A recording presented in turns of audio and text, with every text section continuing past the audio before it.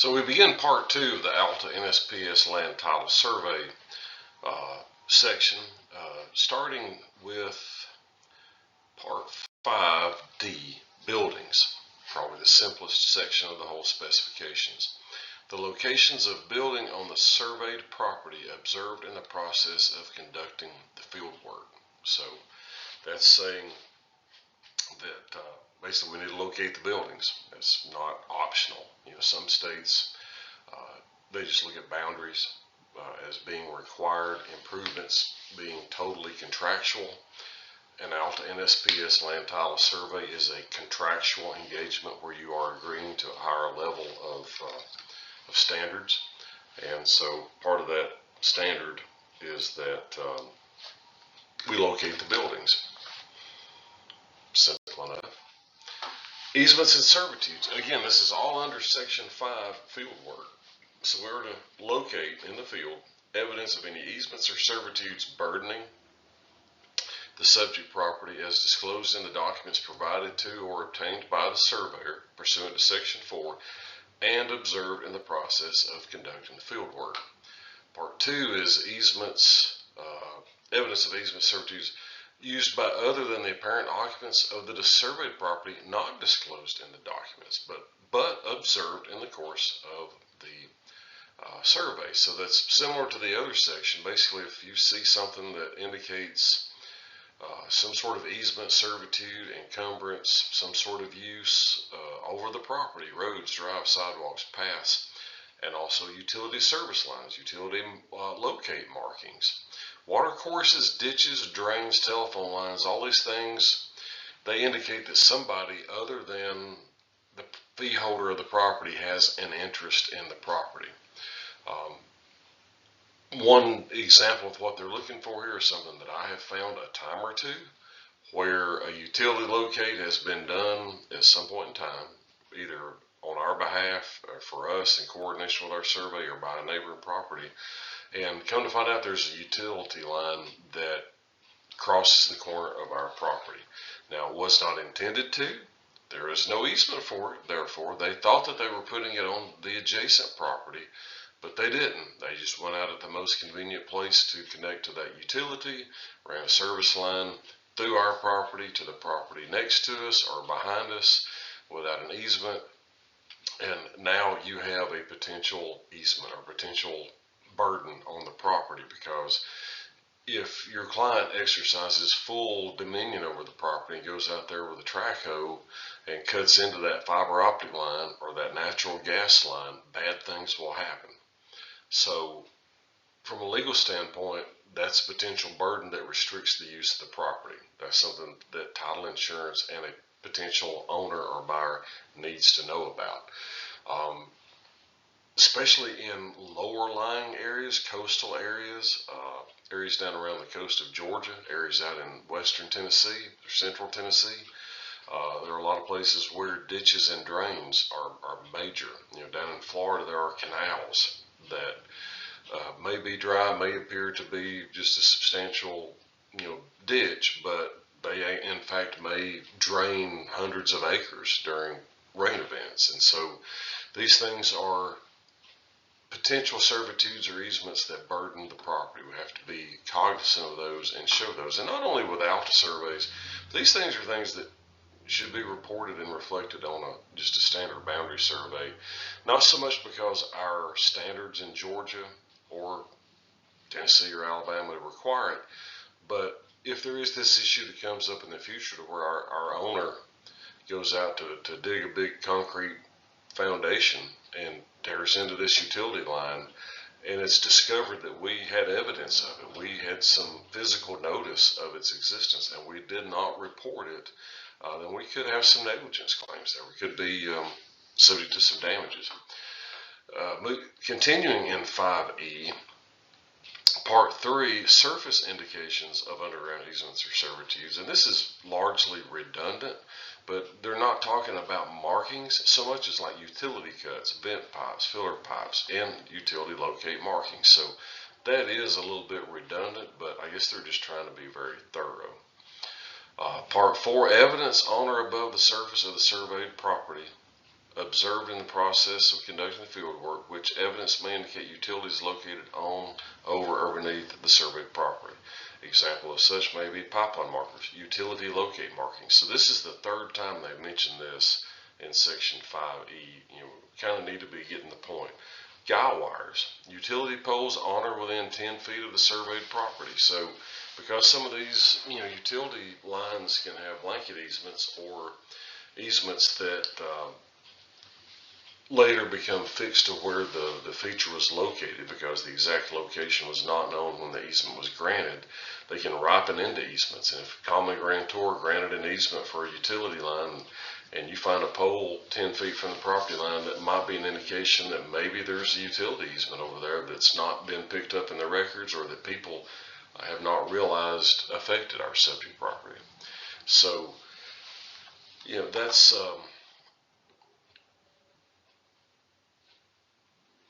yet another redundancy, I guess you'd say, of what we are to locate. And I mentioned this will tie into the Table A, Item 11 discussion very richly when we get there. But this 5E3 right here and 5E4, but this is what we're going to come back to. Evidence observed in the process of conducting the field work, utility markings, and any indications. Those are required to be shown now. These were not shown in earlier versions of the ALTA standards. Like through the 2006 standards, Item 11 was to do this. It was optional. Surveyors were not required to do it. Starting with the 2016 revision, Item 11 became a little fuzzy, and we clarified it with the 2021 standards. But the decision was made between the ALTA representatives and the NSPS representatives that utility indications did not need to be optional anymore because they were directly related to potential title encumbrances and title issues. And in those very instances, I've been involved in cases where the property owner comes to find out that there's a Bell South cable runs through his property. He didn't realize. I have this case in the city of Atlanta. This recently been litigated and settled, but this had a big impact on a multi-story structure that he was planning to build because he could not build it there. Not only was the utility inside his property, but the city of Atlanta mandated like a 5-foot setback from any underground utilities with the structure. So instead of being able to build right up to the property line in this zoning class, now he's got about 15 or 17 feet that can't be built on. And that had a major impact on a multi-story, high-end retail property that he was planning to build this building on in Buckhead. So he filed title insurance. Title insurance wound up resolving it compensating him because this utility line, though it was not in the record, and the surveyor at the time had no indication that it was there, so he didn't err. But everybody did their job. The utility line was there. Nobody knew it, but it damaged the property. The utility company claimed an easement basically by prescription because it had been there since the 1950s, which I think is, a buried utility line is not open and notorious. But the courts ruled that in spite of that, they were going to declare a prescriptive easement because it had been there for so long and because it was in the best interest of the public. In other words, if they said that all these buried utility lines that got accidentally placed that did not have a written easement, if they made those be removed, that it could be very disruptive to society. They didn't word it like that, but that's basically the underlying public interest aspect of that judicial ruling, which was in federal court, ironically, because it dealt with Federal Utilities Protections Acts. So again, 5E3, keep that in mind. That's no longer an option. This is something that is part of an ALTA NSPS land title survey. 5F, cemeteries. As accurately as the evidence permits, we are to locate in the fieldwork the perimeter of cemeteries and burial grounds and the location of isolated grave sites not within a cemetery or burial ground. One, if disclosed in the documents provided, or two, observed in the process of conducting the fieldwork. So if there's notice on an old plat and a deed reference, accepted as ground for 3 burial sites, being old man Cletus Jones, his wife, and his infant daughter, well, then we're on notice that it's there somewhere. Maybe we can find it, maybe we can't. I've seen a lot of interesting litigation involving cemeteries and burial plots on properties. And one thing that's become more prevalent that you might run into in recent years is pet burial. Basically, this does not say human burial grounds or human cemeteries. Now, I believe the Georgia rules do say human burial because of this reason. I was on the board and didn't want to be dragged into it, but I had a crew down in middle Georgia on this old plantation type property that had been developed into a resort. It was a really interesting piece of property, and they find headstones out behind, like the old. There's an outbuilding that was like a wood house, smokehouse, and so we didn't know. Was this potentially old slave burial grounds? Is this where some immigrant workers in the 19th century were buried because they didn't have ties to a local church, or the city couldn't afford the city cemetery? And so we located those. And people's hair set on fire. There's nobody buried on this property. Why are you showing cemetery? I said, well, we're not showing human cemetery, but there's headstones, and it looks like there's some mounds and some burial. Might have been some short people. It might have been some children. We can't really tell. Well, it was big dogs, apparently.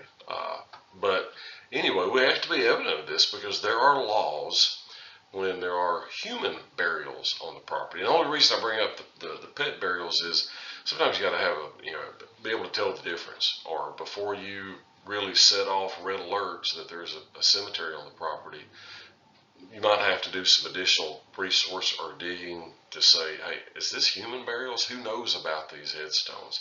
And then I would document it. Curator of property John Smith on March 25th, 2025 said, this is, pet burial area. But I would still disclose it to protect ourselves and to comply with the ALTA standards. But there are laws that permit people access to their dead loved ones to go visit their graves. So if there is a burial plot or a cemetery or some burial grounds on a property, by law there is an implied access easement for kindred and loved ones to come visit the grave. So that's why this is important. That's why it's in the standards of most states to disclose that. Now, if it's in the middle of the property, we don't have any reason to be in the middle of the property, and we didn't see it, then we're covered from a liability aspect because it was not observed in the process of conducting the field work. If it's within 5 feet of the boundary or visible from 5 feet of the boundary, then we're supposed to have been there and inspected all that, and we should have seen it. So just keep that in mind. 5G water features. Again, in North Georgia and Eastern Tennessee and Western North Carolina, a lot of South Carolina, there's ditches and streams on most pieces of property. This is not necessarily riparian boundary law implications, but it is more akin to stormwater management and stormwater easements.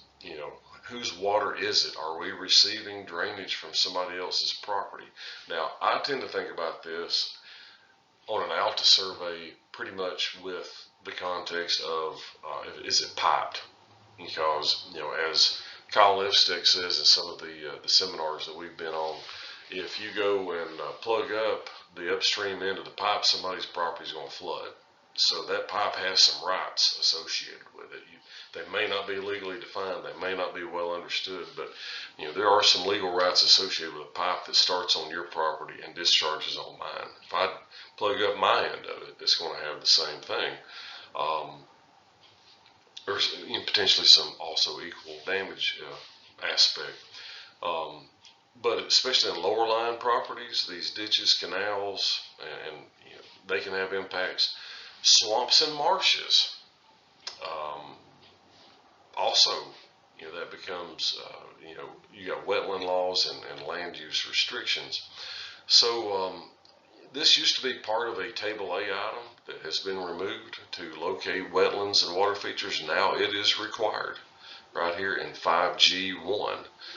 So, this is also important, running through, on or running through or outside, but within 5 feet of the perimeter of the property. So if you're surveying a 5-acre tract and there's a stream that runs through it, we're supposed to show it. Now, I go back to the measurement standards where it says that the surveyor shall determine the appropriate level of precision for locating these features. Now, I've had surveyors say this ALTA survey is going to be $10,000 because we've got to go locate creeks and branches and ditches through it.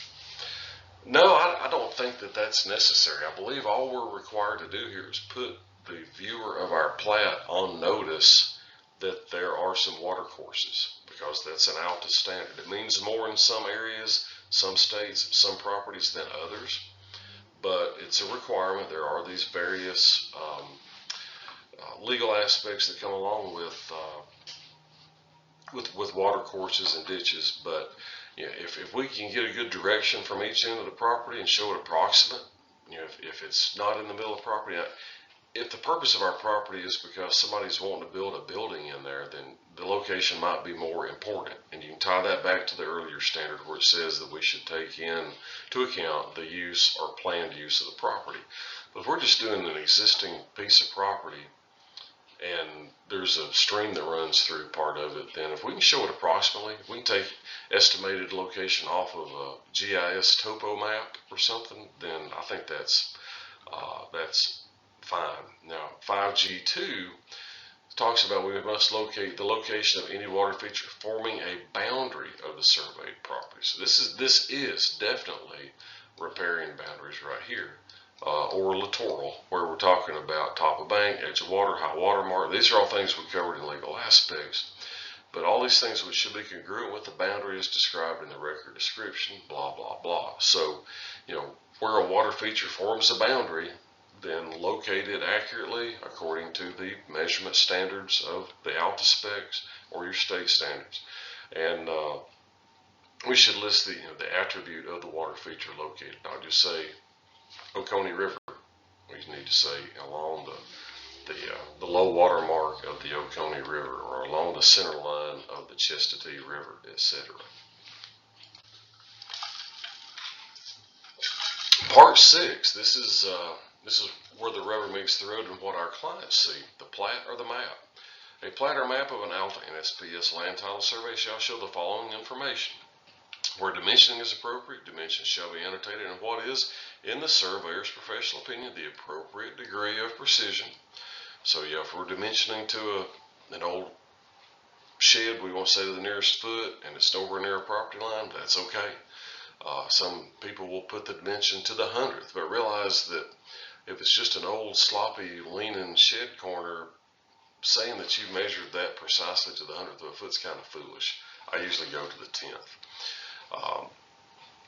And the existing use of the structure or planned use is to be shown. So this is a building, this is a garage, this is a office building, 2-story brick house, whatever it is. 6A, and this is where it's getting into it. Field location. So we're supposed to show the evidence and locations gathered, the monuments, lines located, everything according to Section 5, with accompanying notes if deemed necessary by the surveyor. So that's kind of a nothing burger. Obviously, you have to show on the plat what you've located in the field. 6B1. This is getting into boundary descriptions, dimensions. The current record description of the surveyed property is to be placed on the survey with the 2021 standards. I usually will take a screenshot, stick it on the ALTA, draw a box around it, and say record description, deed book 16355, page 99. Or in the case of an original survey, the current record document number of the parent tract. Now this would be more where you're in a western state and we're severing a piece of property out of a quarter section or something like that, to where we're tying the survey back to the parent tract. So that's really not applicable in the eastern states so much, and probably not all that common in the western state. But we're supposed to put on the plat, this is what we're going by. Used to say that we had to put the record dimensions around the plat. So we had to put the record dimensions and our dimensions. And a lot of us would use R for record, M for measured. It got confusing. Attorneys used to do all the legal description drafting. Now surveyors do most of it.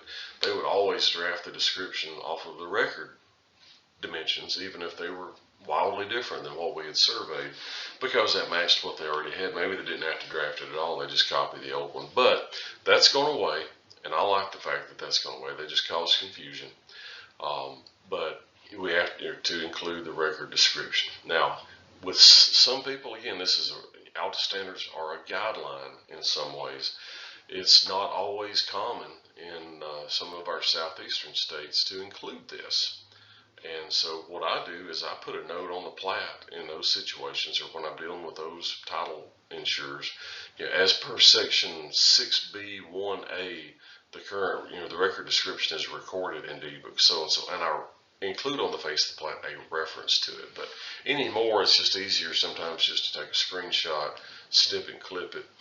Sometimes you get the record description in a Word document and as part of the title commitment, and you can just copy and paste it into some M-text, but whichever way. Now, here's something else that gets to be an issue. Any new description. It doesn't say we have to prepare a new description, just that we include any new description, including a statement why the new description was prepared. Now, again, ALTA NSPS are nationwide standards. They reach far beyond the southeastern United States. They, in other states, like to keep using the old description. Now, I have had multiple title examiners, title attorneys, title experts far above me agree that it's basically malpractice for these closing people and insurers to use an old legal description to convey the property when you have a new legal description. And I believe it is derelict for a surveyor to not prepare a new description in these situations for the new survey so that they can use the new survey. And what's very standard in the Southeast is that let's say the year is 2025, and let's say the last survey was 2017, and our client is buying a piece of property that last changed hands in 2017, and it calls for a survey by Watts and Browning 2017. What they'll usually do is the current owner will convey a warranty deed using the same legal description that they bought by, the 2017 Watts and Browning description. Then they'll execute a quitclaim deed to the same buyer, to our clients, that use the new survey, the new legal description that we prepared, so that they're incorporating, that there's this doctrine that they can't convey except by what they got, which makes some common sense.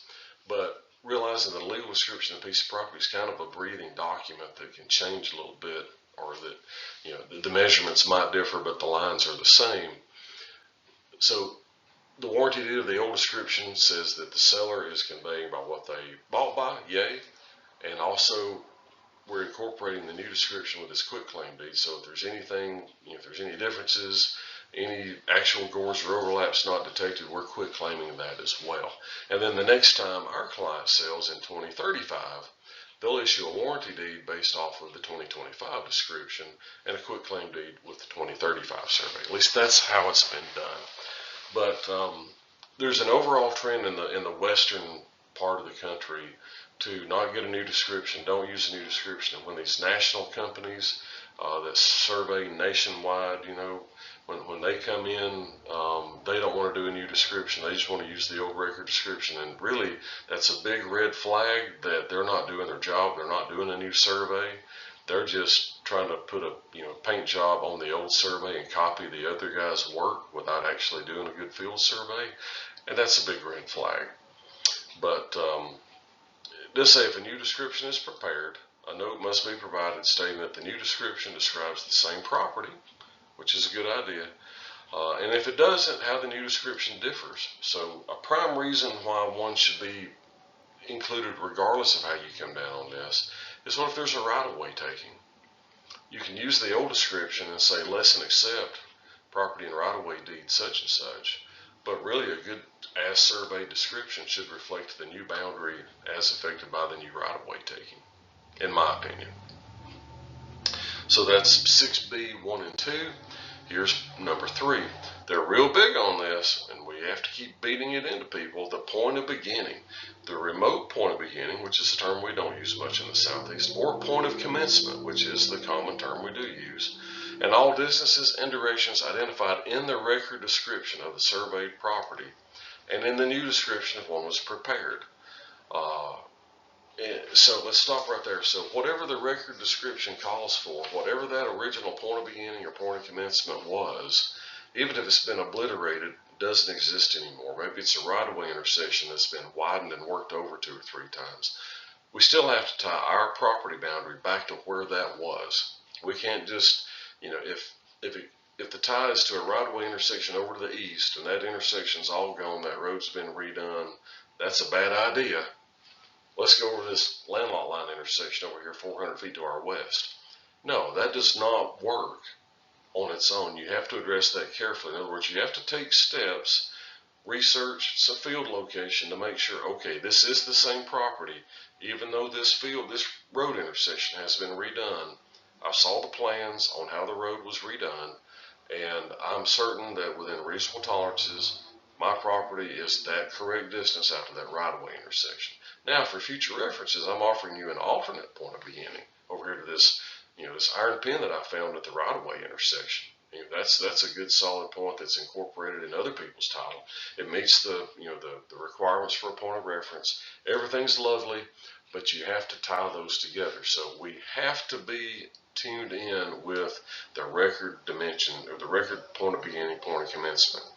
And then it comes down here and says where a measured or calculated dimension differs from the record by an amount deemed significant, such dimension shall be shown in addition to and differentiated from the corresponding record dimension.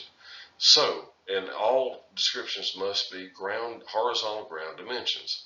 So not grid distances. You have to use a scale factor and survey like we always have. You can't be using state plane inverses without a scale factor. But back to the more important thing. So what I'm saying is, if there's a difference, if the road's simplest example is 400 feet to the right-of-way intersection. The road used to be 60 feet wide.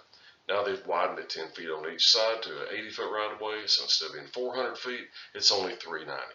Just explain that. It's 390. 390 is a significant difference from 400. That's 10 feet difference. Just explain, why that is the case. The direction, part 6B4, the direction, distance, and curve data necessary to compute a mathematical closure of the surveyed property.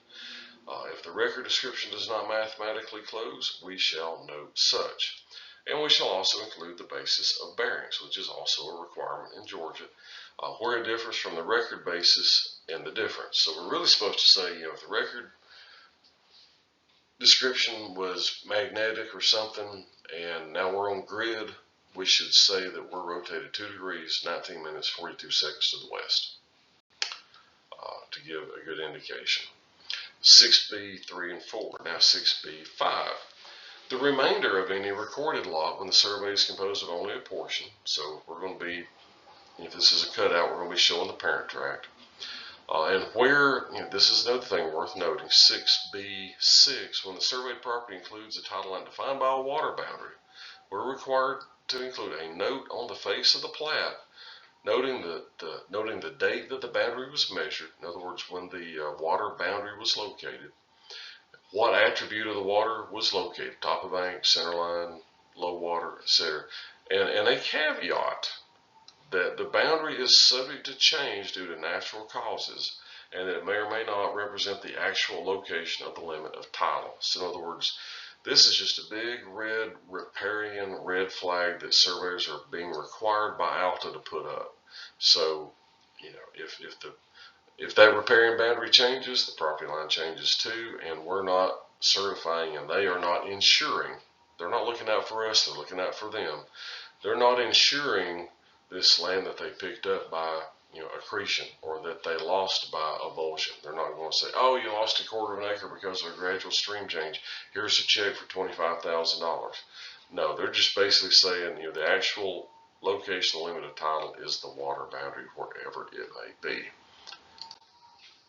6B7, The relationship of boundaries of the surveyed property to adjoiners, as in continuity or contiguity, gaps, overlaps, and where ascertainable from the documents provided to or obtained by the surveyor. So this is just basically the same thing we require in Georgia and in Tennessee and other states. We have to evaluate the adjacent property descriptions with ours. We're looking at each property line from both standpoints. If there are gores or overlaps or some sort of ambiguities or contiguity issues, then we have to determine that in our analysis and disclose it. Now, if our survey is an assemblage of several properties, we are to analyze those interior boundaries, and if there are any gores or overlaps between those parcels, even though they don't affect an adjoiner, we still have to disclose that. Why?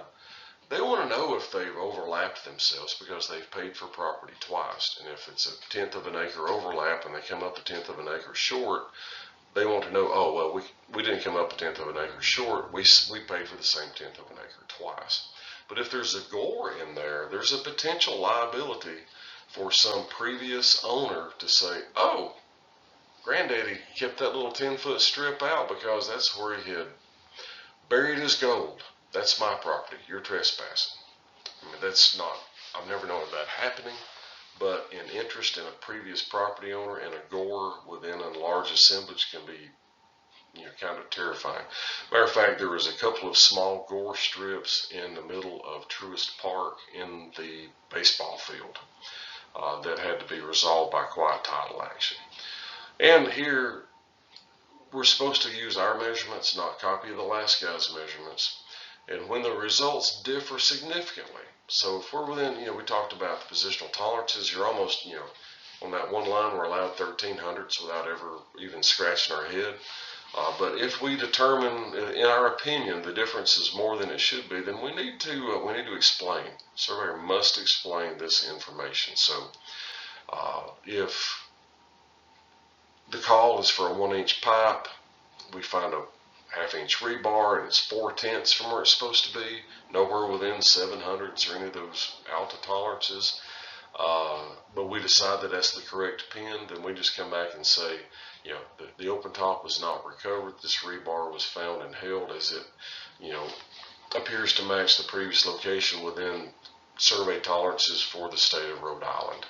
Or, it appears to be in the correct location as per the adjacent survey because we measured up and got a couple of corners on the adjacent owner's property to be able to nail that location down.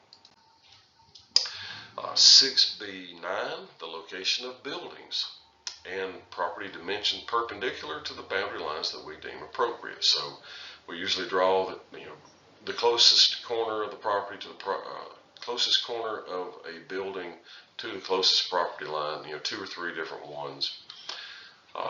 10, a note that, so this is, we go back to section 3E5 where it says there are situations, which we discussed in the last lecture, on sometimes you can't meet those measurement standards.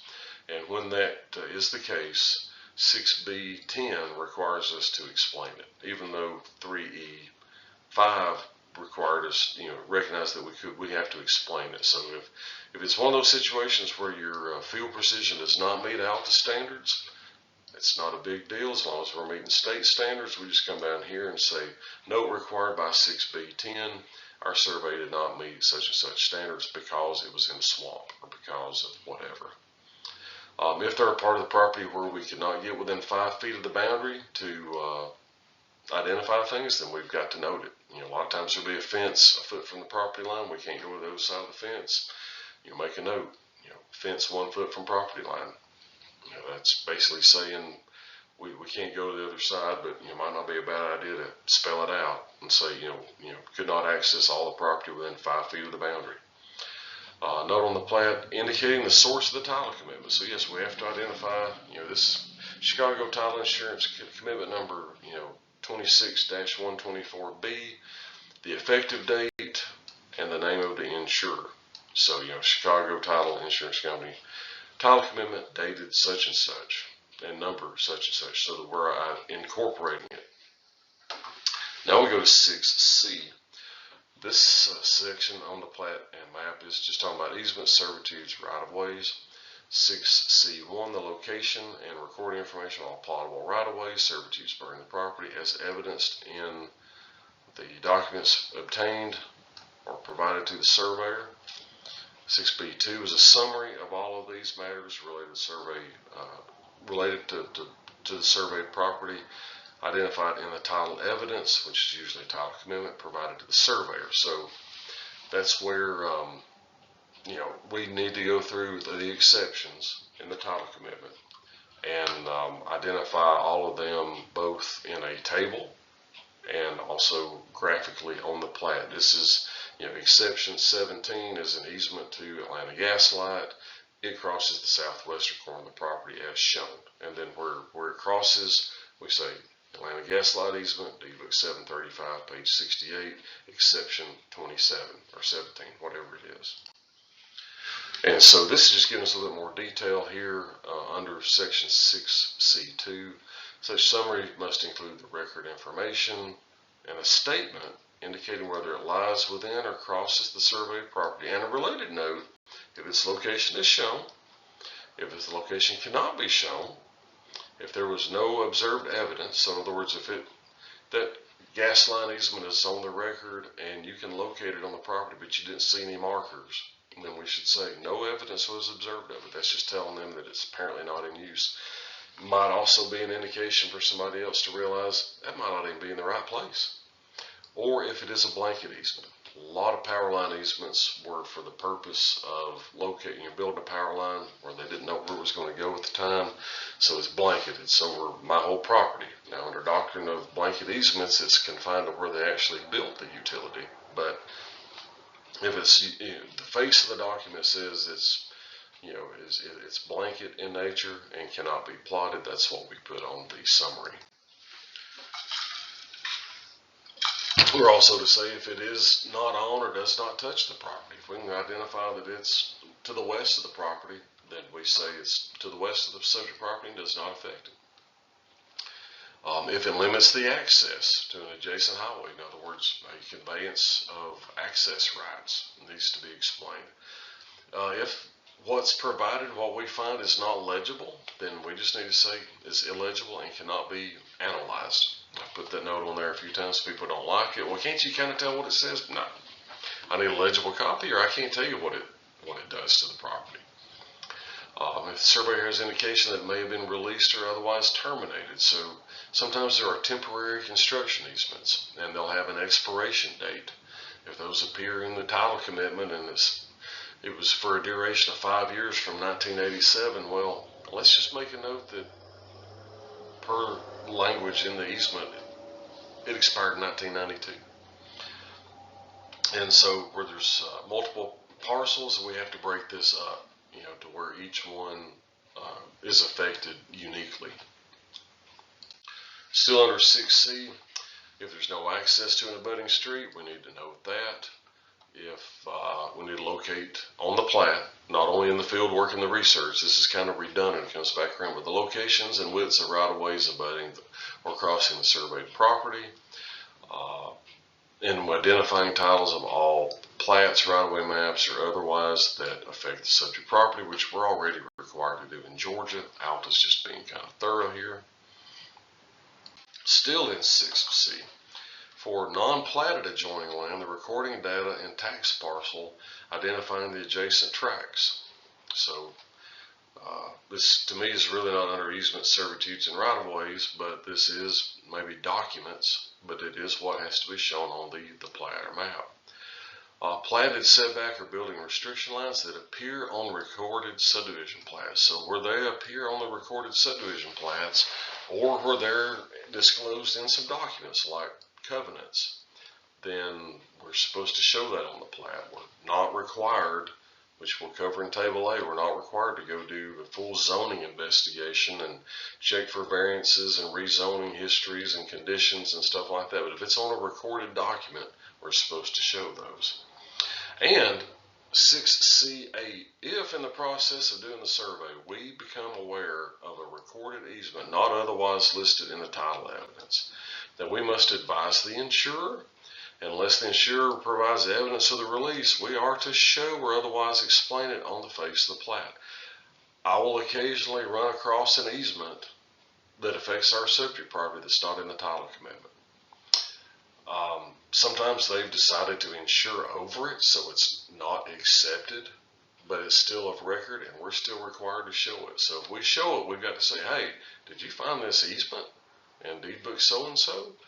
Most of the times they say, no. How did you find that? Well, it's shown on the neighbor's plat. Maybe it was misindexed. Maybe the title examiner overlooked it. However, it wound up missing. It got missed on the title commitment. But if we have knowledge of it, we can't just leave it off because it's not in the title commitment. We are land surveyors. We're not just reporting to the title insurance company or the contact at our client's office. You know, we have an obligation. We found this easement. There's evidence of it, or maybe there's not evidence of it. We need to show it, even if nobody else is concerned with it. We have to report it. 6D, the presentation. Now this is kind of laughable. It cannot be put on a sheet less than 8.5 by 11. I don't know how you'd read it. It would be microscopic. You obviously cannot fit all this on an 8.5 by 11. Maybe they're talking about multiple sheets. I guess if you do 100 sheets on a complex piece of property, do little clips or little grids at a time, you could do that. But again, most of them are much larger, 24 by 36, sometimes multiple sheets. I have done them larger than that on 36 by 48. Have to use on a standard engineering scale. So again, you can't do 1 inch equals 75 feet. That's not on your engineer scale. If it's not on this engineer scale, you can't use it in Georgia or for an ALTA survey. So don't give a 1 inch equals 75 or 1 inch equals 150 feet, 1 inch equals 70 feet. I'm looking at 1 inch equals 10 or 100, 50 or 500, 20 or 200, 40 or 400, 30 or 300, 60 or 600. It's that simple. It's not on an engineer scale. Don't do it. You have to find the scale of your drawing. Now, CAD will let you make it 1 inch equals 63.5 feet. It don't care. Make your drawing to scale. It has to be. We've covered that before. Also in 6D, the plat must include the boundary. Well, that's clear enough, but draw in a manner that distinguishes it from other lines on the plat. Use the boldest, most solid line, prominent line on your whole plat should be the boundary. Everything else should be a smaller, lighter line. Now, we are required to locate and show buildings, but what if there are none? Say no buildings observed. Fair enough. Need a north arrow, need a legend. This is in addition to Georgia standards. We need a vicinity map. ALTA surveys require a vicinity map, such as it is. Continued in 6D, supplementary or detail diagrams when necessary. They're opening the door. If you can't get it all to make sense, blow it up, stick on a detail. If there are any additional table A items which are added in item 20, then we need to add a note explaining what those are because they're not in the standards. They were negotiated between the surveyor and the client. So if you're looking at the plat later, you don't have any way of knowing what was negotiated. So if they've added additional items to be included and added them in table 20 or table A, item 20, and you can have multiple, 20A, 20B, 20C, explain what those are and how you address them. This is good practice, and this is required for the most part in Georgia, except the surveyor's project number, if any, must be shown, and the name, registration, license number, seal, signature, street address, telephone number, company website, and email address of the surveyor who performed the survey. That's required in most states now too. The date of any revisions. Okay, so we've revised the plat. Now I'll show everything as draft until everybody's looked at it, and then I issue it one time. I don't have, if I send it out, there's 4 different versions. I don't have 4 revision dates. Why? I don't want to keep track of that. And the people that are using this for their closing, they don't want to have 4 revision dates to refer back to. They don't have to go back and change their security deed, their title insurance policy, their warranty deed, all these things by changing the date on the legal description. Last revised yesterday. No, now last revised today. Put one date on it. When everybody's happy with it, take the draft off, put the signature on, issue it one time. You can also refer back to Georgia's sealing a document rule. If you don't issue it, you don't have to put a revision date on it. Whereas multiple sheets, sheet numbers, and this is one thing that I will bring up. The caption, according to 6DK, must read in quotes. That means verbatim, can't change. ALTA NSPS Land Title Survey. So this is a industry-specific product that is different from a Georgia or Tennessee or Alabama standards survey. We're offering them this particular product right here, an ALTA NSPS Land Title Survey. So that has to be on the plat. That has to be the caption. And finally, if recording is required by state statutes, which it is in some states, got to keep in mind this is a standard that applies to all 50 states and the possessions. Some states have mandatory recording laws where every survey that is produced has to be recorded. There are some states that require every plat to be recorded to be submitted to the local county surveyor's office for review to make sure that they agree with our boundary decisions. Yes, that's kind of cumbersome. That's also a reason why there's Table A, Item 1, which we will cover in the next section. Now, finally, we're almost there. Section 7, the certification. Platter map of an ALTA NSPS land title survey must bear the following unaltered certification, except as may be required pursuant to Section 3B. Doesn't really apply. 2, the name of the insured. The lender, the name of the insurer. Other names that's negotiated with the client. This is usually the buyer, ABC Properties LLC. The lender, Regions Bank NA. The name of the insurer, Chicago Title Insurance Company, First American, whatever. And other names, like sometimes they want the seller name. Sometimes there is another lender participant that they want named. Whatever, the title survey, the certificate must include all these people and say to these people. Now, no, this is not necessarily the same name as the title block entity. So let's go back to that example. The title block of my survey is going to say ALTA NSPS Land Title Survey prepared for ABC Properties LLC, Land Lot 36, 16th District, 2nd Section, Cobb County, Georgia. Now, my ALTA certification box is different than my title block. Some people get that mixed up. I've had people say, you didn't list all these people. Yes, I did. The ALTA certification is down here in the lower left corner.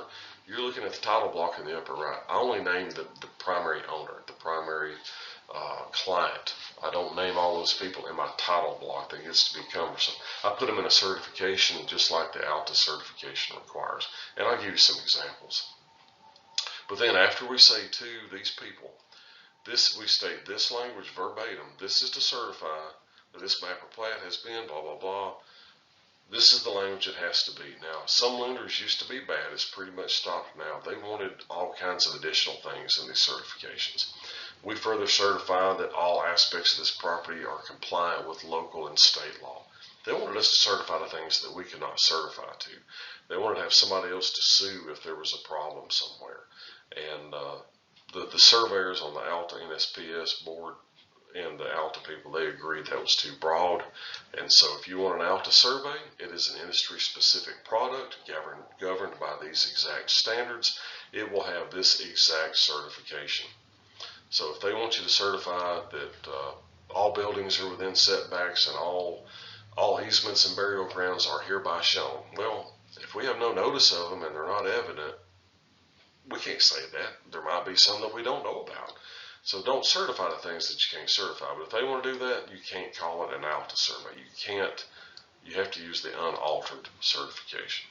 Finally, come to the end of the ALTA NSPS standards with Section 8, the deliverables. The surveyor shall furnish copies of the platter map as negotiated with the client. Hard copies shall be on a durable and dimensionally stable material. In other words, it has to be printed to scale. It has to be to an engineer's scale so that your client can put it on, can unroll your paper copies or plot out your copies at full scale, pull out one of these and scale something on the property if they want to. So the hard copies must be dimensionally stable and of a quality standard acceptable to the insured. Most people accept paper. Used to, there was Mylar requirements or other type of copies. Or in lieu of, this is 2025 now and beyond, or in lieu of a digital image may be provided in lieu of hard copies. So a lot of our clients, they don't care anything about hard copies, just give them a PDF.